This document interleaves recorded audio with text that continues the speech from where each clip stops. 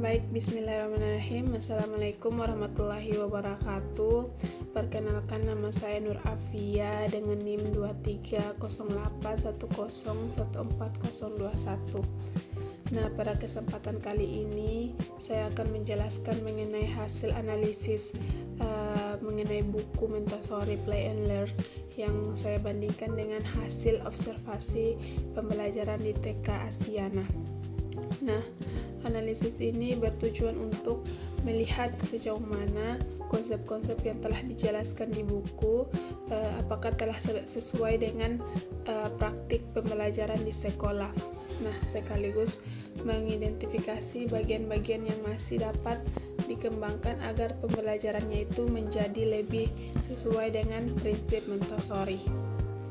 Nah, secara umum, buku Montessori Play and Learn ini menjelaskan bahwa metode Montessori merupakan pendekatan pembelajaran yang menempatkan anak sebagai pusat dari seluruh proses pembelajaran. Nah, setiap anak dipandang sebagai individu yang unik karena memiliki kemampuan, potensi, minat, dan kecepatan belajar yang berbeda. Nah, oleh karena itu, pembelajaran tidak hanya diserta-mertakan untuk semua anak, tetapi harus memberikan kesempatan kepada setiap anak untuk berkembang sesuai dengan tahap perkembangannya. Selain itu, dalam metode Montessori sendiri, guru tidak lagi menjadi satu-satunya sumber pengetahuan di kelas. Sebagai peran guru lebih sebagai fasilitator yang menyiapkan lingkungan belajar, menyediakan berbagai pengalaman yang menarik, serta mengamati perkembangan anak. Selain itu, memberikan juga bantuan ketika memang anak-anak tersebut membutuhkan bantuannya. Dengan kata lain, guru di sini hanya berusaha membimbing tanpa terlalu banyak mengarahkan, sehingga anak lebih memilih kesempatan untuk menemukan pengetahuan melalui pengalaman yang dialaminya sendiri. Nah, konsep tersebut menunjukkan bahwa pembelajaran Montessori itu lebih menekankan pada proses daripada hasil. Nah, keberhasilan belajar itu tidak hanya diukur dari apakah tugasnya telah selesai atau belum, tetapi lebih pada bagaimana anak menjalani proses pembelajaran tersebut. Nah, ketika anak mencoba melakukan kesalahan, kemudian memperbaikinya kembali hingga akhirnya berhasil menyelesaikan suatu kegiatan, seluruh pengalaman itulah yang merupakan bagian penting dalam proses belajar menurut Montessori ini. Nah, melalui proses tersebut, anak jadi belajar berpikir, mengambil keputusan, memecahkan masalah, dan membangun rasa percaya diri mereka. Nah, setelah memahami konsep tersebut, saya kemudian bandingkan dengan hasil observasi yang telah saya lakukan di TK Asiana. Nah, berdasarkan pengamatan selama kegiatan pembelajaran berlangsung, terlihat bahwa guru itu telah memberikan kesempatan kepada anak untuk terlibat secara aktif dalam berbagai aktivitas. Nah, anak juga tidak hanya mendengarkan penjelasan guru, tetapi juga langsung melakukan berbagai kegiatan seperti menggambar, mewarnai, kolase, membatik, menempel, hingga latihan menari. Nah, kegiatan itu membuat anak belajar secara langsung melalui pengalaman, bukan hanya melalui penjelasan secara lisan dari guru tersebut. Nah, hal tersebut menunjukkan bahwa adanya kesamaan praktik di TK Asiana dengan prinsip Montessori yang menekankan bahwa anak akan lebih mudah memahami sesuatu ketika mereka mengalami dan melakukannya sendiri. Nah, melalui kegiatan menggambar misalnya, anak tidak hanya menghasilkan sebuah gambar, tetapi juga belajar menentukan bentuk, memilih warna, mengendalikan gerakan tangan, serta mengekspresikan ide yang telah mereka miliki. Begitu pula saat melakukan kolase dan membatik, anak belajar menggunakan berbagai alat dan bahan sambil melatih koordinasi antara mata dan tangan. Selain menempatkan anak sebagai pusat pembelajaran, buku Montessori Play and Learn ini juga menjelaskan bahwa proses belajar itu melibatkan 3 komponen utama, yaitu otak, indera, dan otot. Nah, ketiga komponen ini bekerja secara bersamaan sehingga pembelajaran itu tidak hanya mengembangkan kemampuan akademik, tetapi juga perkembangan fisik dan sensorik anak. Nah, kita bahas pada aspek pertama, yaitu otak. Nah, dalam konteks Montessori, otak digunakan untuk berpikir, memahami informasi, membuat pilihan, dan menyelesaikan masalah yang dihadapi selama melakukan suatu aktivitas, di mana anak diberikan kesempatan untuk menentukan bagaimana cara terbaik dalam menyelesaikan pekerjaannya, sehingga kemampuan berpikir itu berkembang secara alami. Kemudian yang aspek kedua yaitu indera, di mana Montessori itu meyakini bahwa anak usia dini itu belajar paling baik melalui pengalaman konkret yang melibatkan panca indera. Ketika anak melihat warna, menyentuh berbagai tekstur, dan mendengar suara atau mengamati bentuk benda, sebenarnya mereka sedang membangun pemahaman mereka tentang lingkungan mereka di sekitarnya. Nah, semakin banyak pengalaman konkret yang diperoleh, semakin mudah juga anak memahami konsep-konsep baru. Yang ketiga yaitu mengenai aspek otot atau kemampuan motorik, di mana kegiatan yang melibatkan gerakan tubuh akan membantu perkembangan motorik kasar, sedangkan aktivitas menggunakan jari dan tangan itu akan melatih motorik halus anak. Nah, kedua kemampuan tersebut sangat penting. Kenapa? Karena menjadi dasar bagi berbagai keterampilan anak pada tahap perkembangan berikutnya. Nah, berdasarkan teori tersebut, saya lihat selama observasi di TK Asiana ini, ketiga aspek tersebut itu sudah tampak dalam kegiatan pembelajaran yang dilakukan. Misalnya, ketika anak menggambar dan mewarnai, mereka menggunakan kemampuan berpikir untuk menentukan gambar yang akan mereka buat. Dan mereka juga akan memilih warna apa yang sesuai dengan gambar yang telah mereka buat, serta bagaimana mereka memutuskan bagaimana bagian mana yang akan mereka warnai terlebih dahulu. Nah, meskipun kegiatan tersebut itu terlihat sederhana, sebenarnya anak itu sedang belajar pada kegiatan tersebut. Nah, pada saat yang sama juga panca indera anak itu juga akan bekerja, di mana mereka mengamati bentuk gambar, mengenali perbedaan warna, memegang pensil warna secara langsung, serta merasakan tekstur kertas yang mereka gunakan. Nah, semua pengalaman-pengalaman tersebut memberikan rangsangan sensori yang penting bagi perkembangan anak. Sementara itu, pada kemampuan motorik atau otot anak, itu pada saat anak menggerakkan tangan saat menggambar, di mana selain menggambar, anak juga memegang gunting ketika membuat kolase, kemudian menggunakan lem, maupun saat anak berkegiatan membatik. Kebetulan pada saat kami turun itu, anak itu sedang berkegiatan membatik.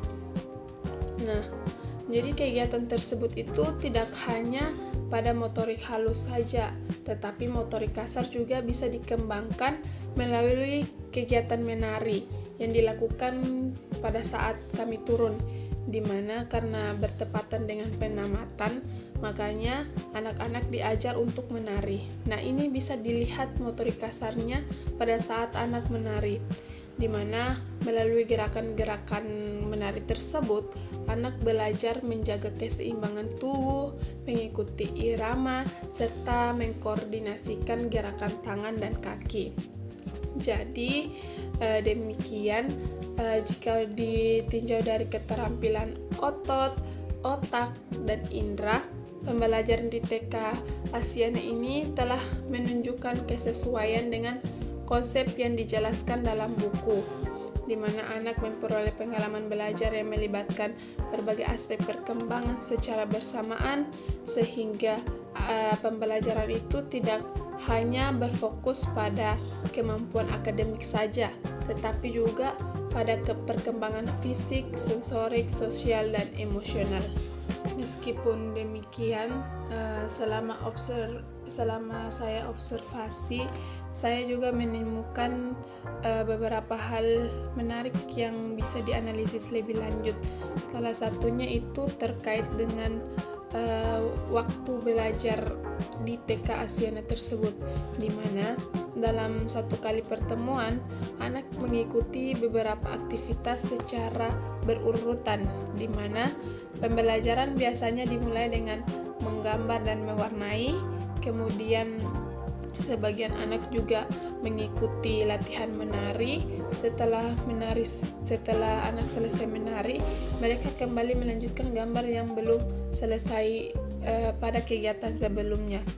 Nah, jika dilihat dari sisi variasi kegiatan, pembelajaran tersebut tentu memberikan pengalaman yang beragam bagi anak, sehingga mereka tidak mudah merasa bosan.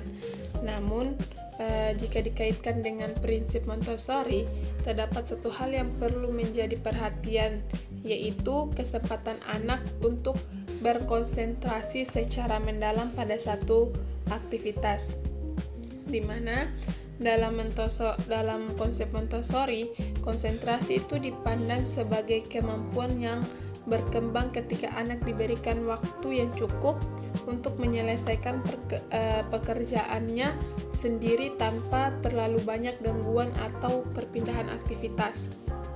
Nah, saat anak benar-benar fokus pada satu kegiatan, mereka belajar mengendalikan perhatian, mengembangkan ketelitian, serta membangun rasa tanggung jawab terhadap pekerjaan yang sedang mereka lakukan.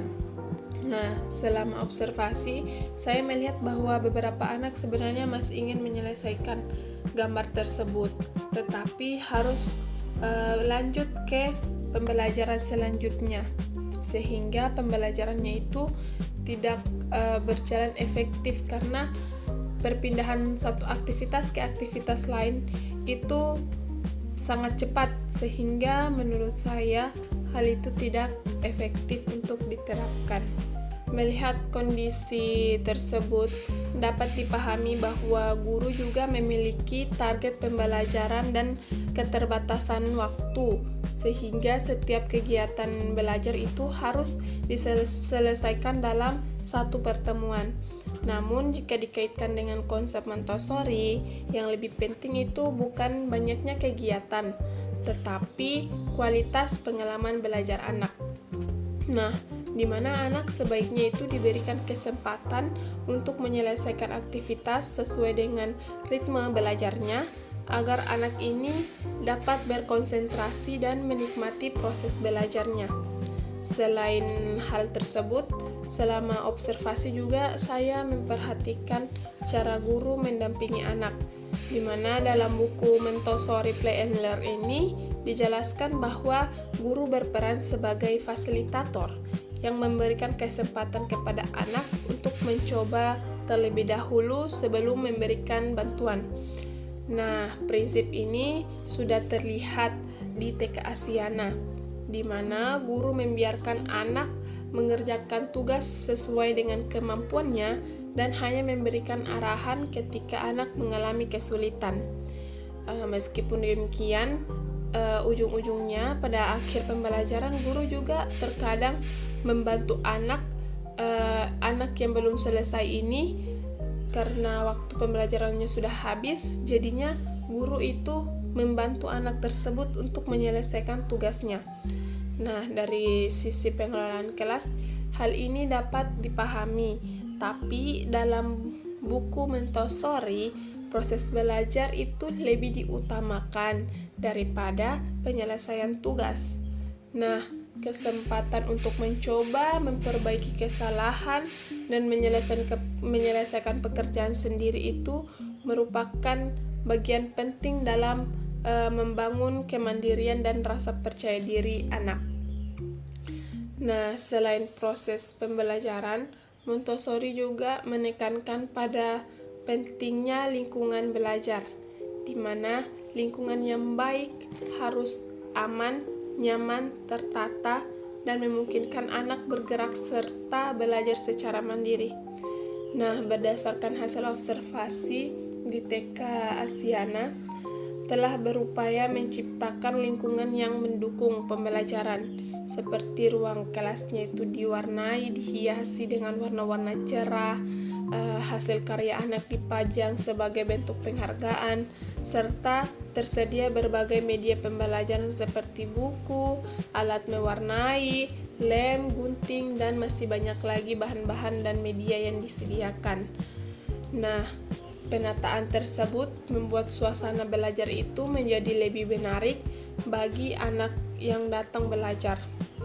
Namun, masih terdapat beberapa hal yang dapat dikembangkan di TK Asiana ini, di mana pada ukuran ruangan kelas itu sangat kecil dibandingkan dengan jumlah peserta didik yang terdapat di kelas, sehingga ruang gerak anak itu menjadi kurang leluasa ketika seluruh kegiatan dilakukan secara bersamaan. Selain itu, lokasi sekolah juga berada di pinggir jalan, sehingga membuat guru harus memberikan pengawasan yang lebih ekstra agar keamanan anak ini tetap terjaga. Walaupun demikian, guru juga terlihat selalu memperhatikan keselamatan anak selama kegiatan berlangsung. Nah, kita lanjut. Menurut buku Montessori Play and Learn juga menjelaskan bahwa perkembangan anak itu dirangsang melalui berbagai aktivitas seperti membaca, bercerita, bernyanyi, permainan jari, menggambar, mewarnai, dan lain-lain. Nah, beberapa aktivitas tersebut itu sudah diterapkan di TK Asiana, di mana di TK Asiana ini anak rutin bernyanyi bersama guru sebelum dan sesudah pembelajaran dengan iringan gitar juga, sehingga suasana dalam kelas itu menjadi lebih hidup. Selain itu, anak juga mengikuti kegiatan menggambar, mewarnai, kolase, membatik, serta belajar mengenal konsep matematika sederhana sesuai tahap perkembangannya.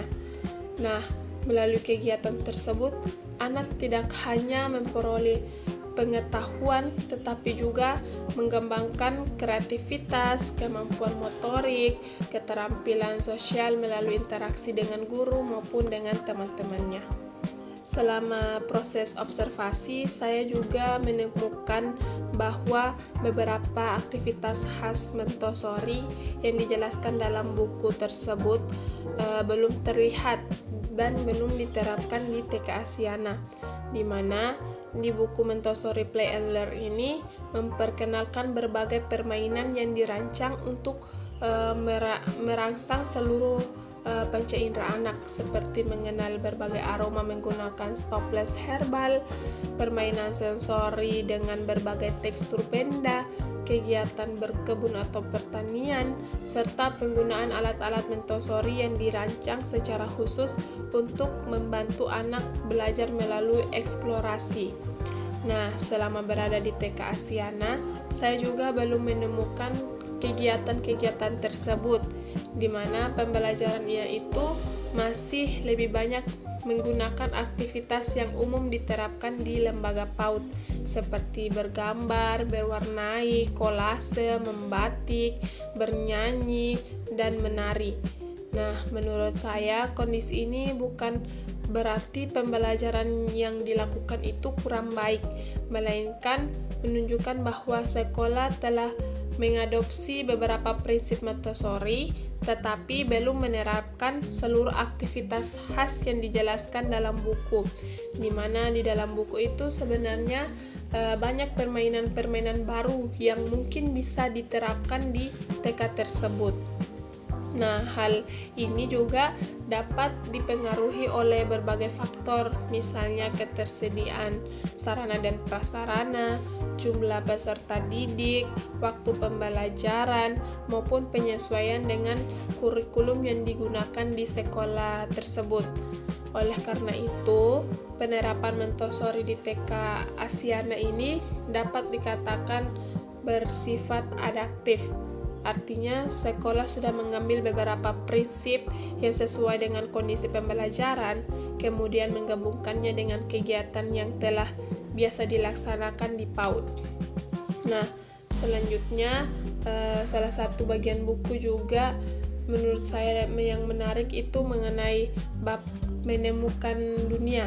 Nah, pada bab ini dijelaskan bahwa anak itu memperoleh pengetahuan bukan hanya melalui kegiatan belajar di kelas, tetapi juga dari pengalaman yang mereka alami dalam kehidupan sehari-hari.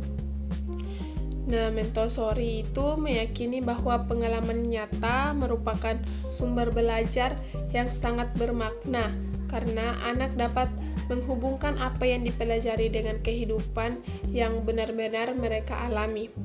Nah, pengalaman tersebut bisa berasal dari perjalanan bersama keluarga, kegiatan bermain di lingkungan sekitar rumah, terus mengamati tumbuhan dan hewan, maupun berbagai peristiwa yang dialami pada anak tersebut.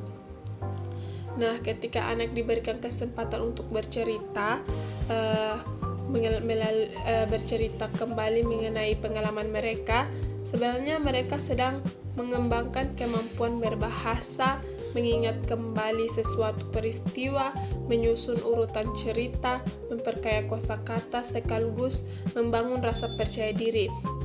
Nah, konsep tersebut menurut saya temukan secara langsung melalui observasi di TK Asiana.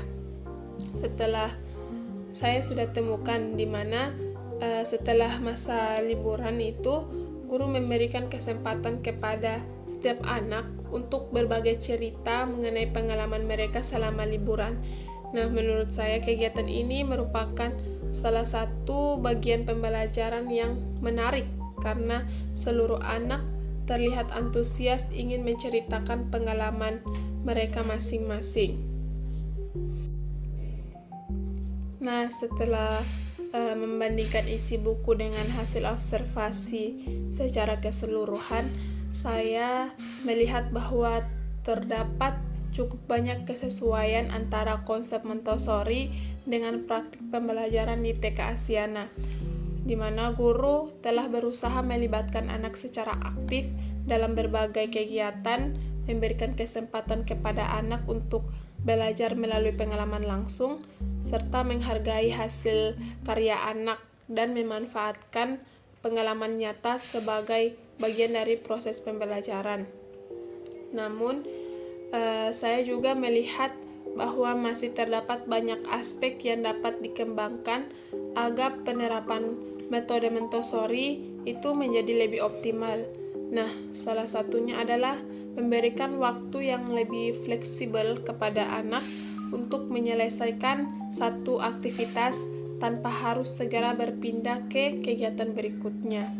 Nah, dengan demikian, anak dapat membangun konsentrasi yang lebih baik dan memperoleh pengalaman belajar yang lebih mendalam.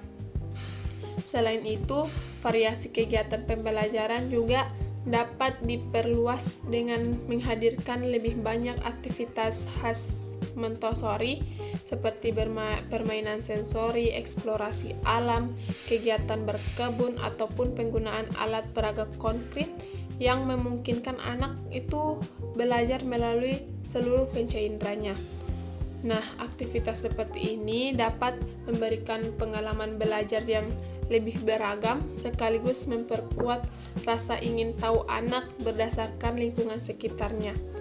Meskipun demikian, saya menyadari bahwa penerapan suatu metode pembelajaran tidak dapat dilakukan secara sama di setiap sekolah.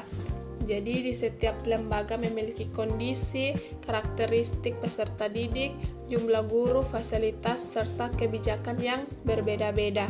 Oleh karena itu, guru perlu menyesuaikan penerapan metode Montessori dengan kondisi yang ada tanpa memberikan esensi utamanya, yaitu memberikan kesempatan kepada anak untuk belajar aktif, mandiri, dan sesuai dengan tahap perkembangannya.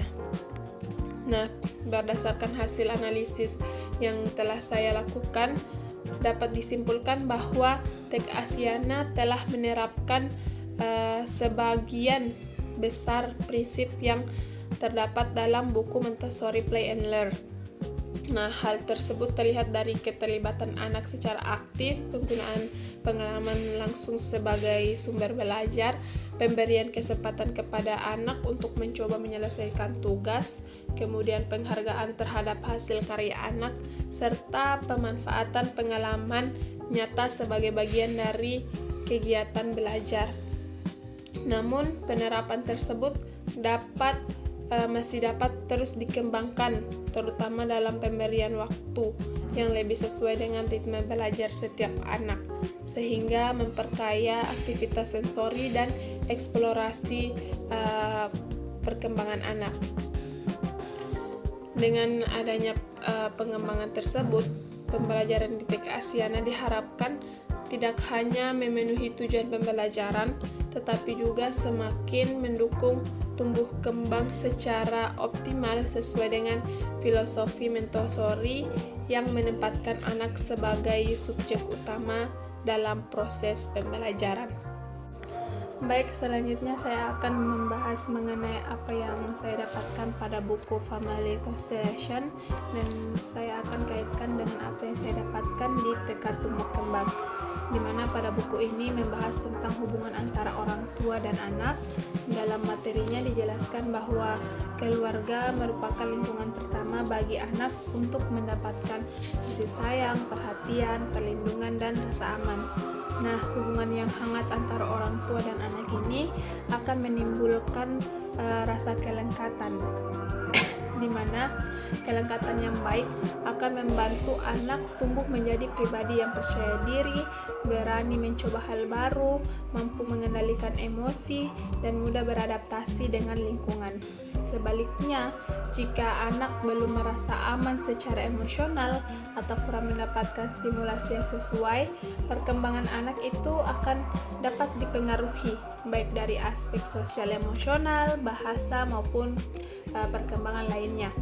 Nah, selama melaksanakan magang di TK Tumbuh Kembang ini, saya menemukan beberapa fenomena yang menurut saya berkaitan dengan buku Family Constellation ini, di mana fenomena pertama, saya mendapati bahwa terdapat satu anak yang setiap pagi itu selalu menangis ketika tidak melihat ibunya, di mana saat ibunya tidak terlihat, anak tersebut akan mencari ibunya, dan kalau anak tersebut tidak dapat melihat ibunya, dia menangis dan menolak mengikuti kegiatan pembelajaran.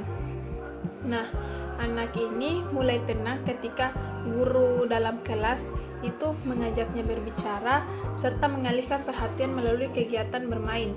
Nah, menurut saya kondisi ini menunjukkan bahwa anak ini masih sangat bergantung pada kehadiran ibunya sebagai sumber amannya, di mana anak ini setiap harinya ditemani ibunya di dalam kelas, sehingga anak itu merasa aman. Dan kalau anaknya tidak melihat ibunya di dalam kelas, dia akan menangis sehingga menimbulkan rasa yang tidak aman. Kemudian fenomena yang kedua yaitu terkait anak yang perkembangan bahasanya itu belum berkembang secara optimal. Nah, di usianya yang sudah mau masuk SD, sekitar 6 tahun, ketika guru memberikan pertanyaan sederhana, beberapa anak atau satu anak ini masih cenderung diam dan menjawab dengan sangat singkat atau membutuhkan waktu yang lama untuk merespon pertanyaan dari guru tersebut. Nah, menurut saya, kondisi ini dapat dipengaruhi oleh berbagai faktor. Salah satunya adalah stimulasi bahasa yang diterima anak di lingkungan keluarga atau di rumah. Nah, apabila anak ini jarang diajak berbicara, berdiskusi atau dibacakan cerita, maka kemampuan bahasanya itu dapat berkembang lebih lambat dibandingkan teman seusianya. Selain perkembangan bahasa, saya juga melihat ada 1 atau 2 anak yang motorik halusnya itu belum berkembang dengan baik. Misalnya ketika kegiatan menggunting, anak ini masih kesulitan memegang gunting dengan benar dan belum mampu menggunting pola sederhana, di mana anak ini masih membutuhkan bantuan guru saat melakukan kegiatan tersebut. Jadi menurut saya, kondisi ini juga dapat dipengaruhi oleh kurangnya kesempatan anak untuk berlatih di rumah melalui kegiatan yang melatih koordinasi tangan dan jari seperti menggunting, menggambar, mewarnai, meroceng, dan lain-lain. Nah, saya juga mengamati bahwa anak-anak yang perkembangan bahasa dan motoriknya ini belum optimal cenderung terlihat kurang percaya diri. Mereka lebih sering menunggu bantuan guru, ragu-ragu ketika diminta mencoba sendiri, dan terkadang memilih menghentikan memperhatikan teman-temannya sebelum ikut melakukan kegiatan. Jika dikaitkan di buku, hubungan yang hangat antara orang tua dan anak ini tidak hanya memberi rasa aman, tetapi juga menjadi dasar bagi orang tua untuk memberikan stimulasi yang sesuai dengan tahap perkembangan anak. Nah, ketika anak merasa dicintai, dihargai, kemudian didukung, anak akan lebih berani mencoba, bertanya, berbicara, dan belajar dari kesalahan.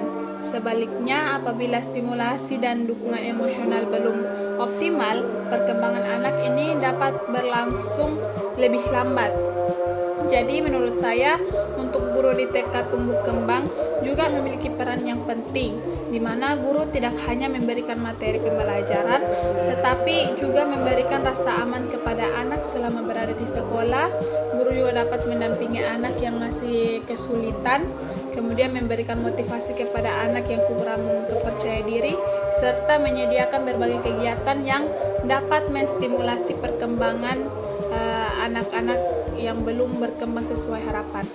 Nah, selain itu, kerjasama antara guru dan orang tua juga perlu. Kenapa? Karena orang tua dapat melanjutkan stimulasi di rumah dengan mengajak anak berbicara, membaca buku, atau kegiatan yang bisa menstimulus perkembangannya. Di sisi lain, guru juga dapat memberikan informasi kepada orang tua mengenai perkembangan anak di sekolah, sehingga stimulasi yang diberikan di rumah dan sekolah dapat saling melengkapi. Nah, mungkin itu saja dari saya, kurang dan lebihnya mohon dimaafkan. Wallahu muwaffiq ila aqwamit thoriq. Wassalamualaikum warahmatullahi wabarakatuh.